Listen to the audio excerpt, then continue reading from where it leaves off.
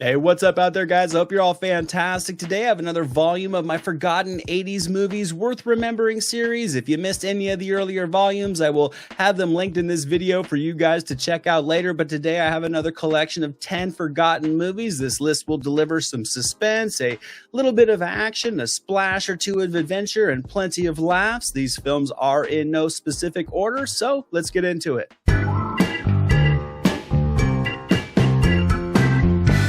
I'm kicking this volume off with some laughs when a workaholic is set up on a date for an important dinner with potential clientele. This woman is smart, stunning, and put together. There's just one rule that can't be broken, and Bruce Willis breaks this rule, leading to A Night from Hell in 1987's Blind Date, also starring Kim Basinger and John Larroquette, from director Blake Edwards. The year before Bruce Willis would become John McClane, he was Walter Davis, a normal guy who just thought he was going out on a common blind date, and the result is a wild night where one thing after the other goes wrong in hilarious fashion. Blind Date to me is just a lighthearted, feel-good flick that just hits with one comedic scenario after the other, from Larroquette as the raging ex-boyfriend stalking them throughout the night, to crashing a fancy party, to causing a scene at a restaurant. The hilarity in this movie to me is non-stop, and I think it's all driven by the charm and the charisma of Willis, Basinger, their chemistry together, and Larroquette, who sort of steals this movie. It's an absurd and over-the-top film, but there's an element of love at the core that just tugs on the heartstrings more than enough to make this rom-com a timeless hit that's been a little forgotten over the years.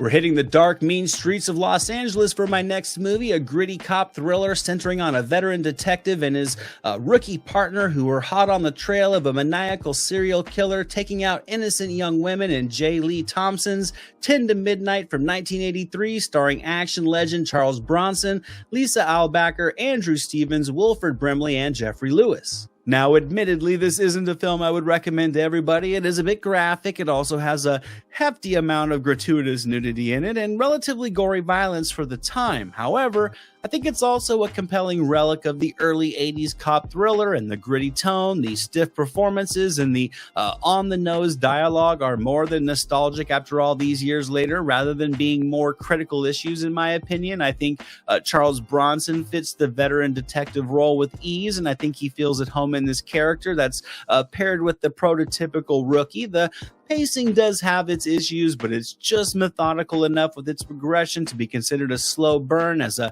demented killer goes to work with the cops hot on his trail. 10 to Midnight is far from a perfect film, but it's also a moody little thriller that feels like a product of its time in more positive ways than negative.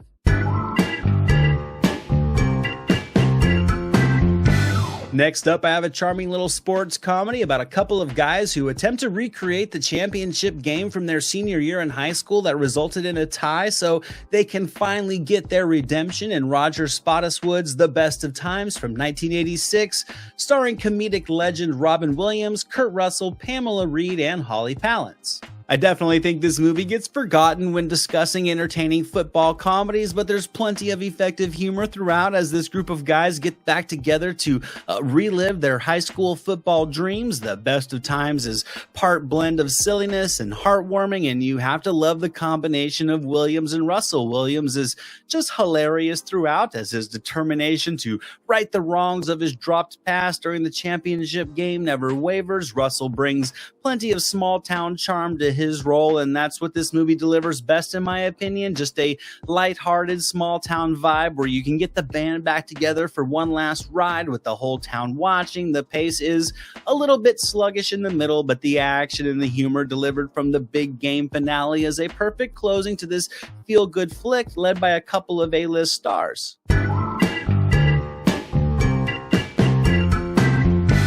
I have a hugely underrated action thriller for my next film, a story about a Texas Ranger and a drug kingpin that were best friends as kids but now find themselves on opposite sides of the law, in 1987's Extreme Prejudice from director Walter Hill, starring Nick Nolte, Powers Booth, Michael Ironside, Maria Conchita Alonso, and William Forsythe. Now, really, the main problem for Extreme Prejudice is that it came out during a very busy time in the action genre, and it certainly did get overlooked, despite, in my opinion, being a very traditional yet extremely well-structured action flick. This isn't an overly flashy film, and with its Western vibe, it maybe did come out a few years too late, but it delivers everything you want in a great 80s action movie. It has a commanding lead performance from Nick Nolte, a more than formidable villain in Powers Booth. It has a confrontation-infused plot that can easily string violent action scenes together, and it has capable and pleasantly gritty direction from Walter Hill. This movie has developed a cult following over the years, and it is a superior film to something like Eye of the Tiger from the last volume of this series. It's a film that's filled with tough guy bravado from all angles, and when the gunplay and the violence is kicking in full stream, Extreme Prejudice is a blast.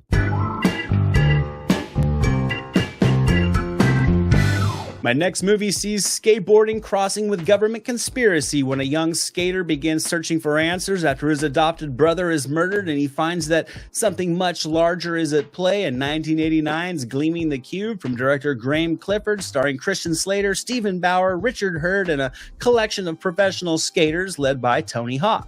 Certain films just reek of 80s awesomeness, and Gleaming the Cube is certainly one of them, as it takes corruption inside of an anti-communist relief fund and fuses it with the world of punk skateboarding and teen coming of age. It's all a bit silly with a serious lens. However, if you sit back and let yourself have fun with this movie, it will deliver an entertaining and nostalgic ride as Christian Slater investigates the death of his adopted brother while also growing up in the process to become an adult. It's a relatively formulaic unfolding of a mystery, but the charm and the energy from Slater's performance is undeniable, and the pace is relatively swift. The film takes itself just seriously enough, so there's enough meat to chew on with the performances and the surface level plot, as well as the action and the vibrant music to have a good time with this movie. But where Gleaming the Cube really shines is in all the skateboarding action. The final act of this movie kicks ass, and the stunt work gives all the crosstown skating a true thrilling energy to make this film a lasting cult classic.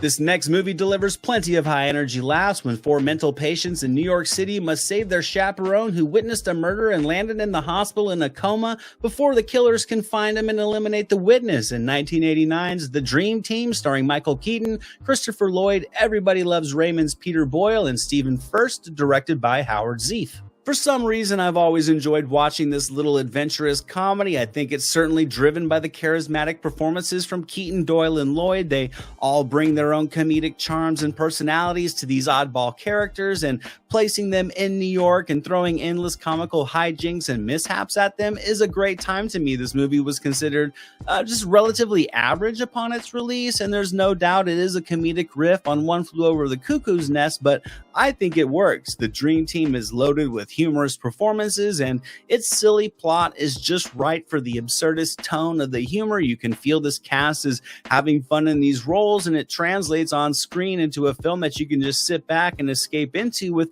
very little brain power needed.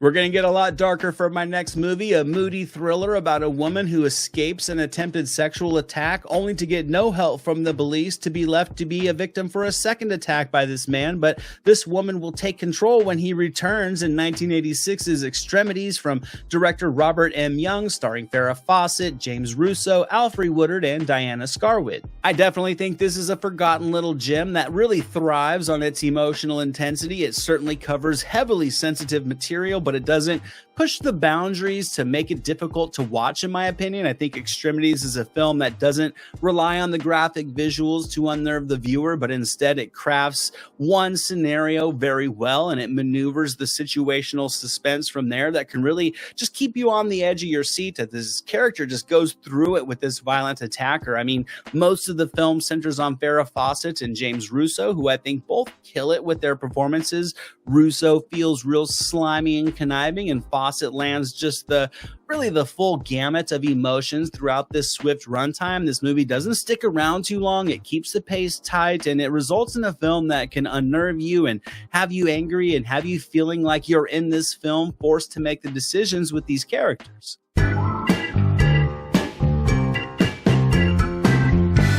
Things are definitely getting wild for this next movie, a blend of action, comedy, thriller, and fantasy when a young punk gets into the car repo business and sets out to find a mysterious Chevy Malibu with a huge bounty and something from another world in the trunk in 1984's Repo Man, starring Emilio Estevez, Harry Dean Stanton, Tracy Walter, and Olivia Barash, written and directed by Alex Cox. Now, I will admit this movie may not be so forgotten by everybody. It is a bona fide cult classic, but the common movie fan or some of you younger cats out there may have never heard of this little flick that is able to throw a bit of everything together to result in a very quick moving, highly engaging, high energy, and completely unique story with twists and turns and mystery to capture your imagination. There's a bit of action in this movie, a bit of storytelling, more than enough violence, plenty of dark humor, and really Repo Man is kind of like an homage to the sort of film they just don't make anymore. Emilio Estevez is great as the rebellious punk with a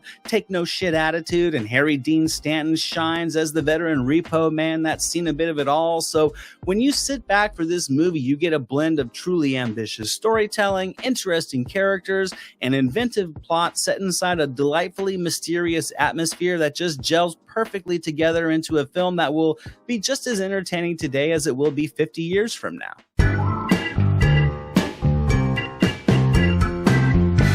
We're getting dressed up, having some fun, and exploring the 80s club scene for my next pick, a romantic comedy about a couple of girls who hitch a ride with a guy their roommate stood up on a blind date, and over the course of the night and exploring the wild LA club scene, they develop a friendship with one another in Modern Girls from 1986, starring Daphne Zuniga, Virginia Madsen, Cynthia Gibb, and Clayton Romer from director Jerry Kramer. Now, this is a movie that does have its issues. Even at the time, it wasn't considered a critical or a financial hit. It's far from a commentary on young social life, even for the 80s. It's a bit blatant with all of its 80s excess, yet with all that said, and with the passing of time, I think Modern Girls is able to provide a stylistic and somewhat hyper-realistic depiction of club hopping in the LA night scene. The performances are all fine for the needs of their characters. They're all likable in their naivete, and they all keep it relatively light. The emotional undercurrent of this movie doesn't run as deep as it thinks it does, but it's still a fun, vibrant film that feels like you're traveling back in history to a time where feelings were superficial, sex appeal was the focus, and planning for the future didn't stretch much past breakfast the next morning. This movie also has plenty of nostalgic montages and just enough heart to it to be an easily consumable, lighthearted 80s dramedy.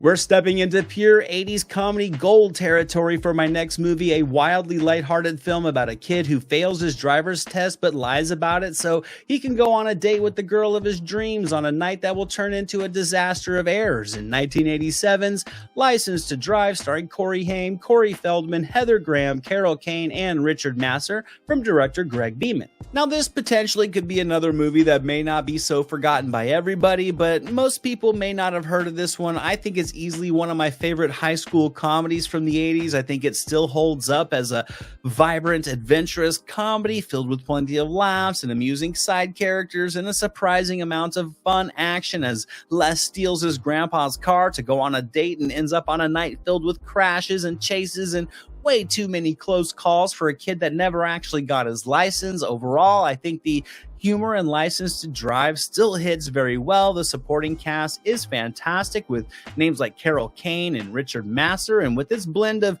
just fast-moving storytelling and music and ridiculousness, it's a nostalgic 80s ride with Haim and Feldman front and center with their charm and their youthful energy to sell the adventures and the comical scenarios that this plot takes you on. And sure, it all does fit inside the high school movie formula, but there's more than enough uniqueness in License to Drive to make it a hit of its own. And that's it for today, guys. 10 more great movies I highly recommend checking out if you're interested. If you have seen some of these movies, let me know what you think of them down in the comments. Also, leave me some of your ideas for forgotten movies. I'd love to see some of your guys' picks.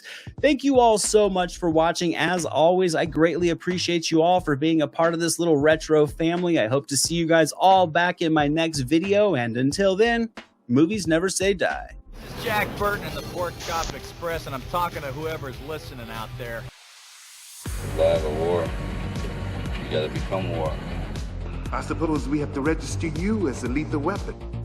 You trying to say Jesus Christ can't hit a curveball?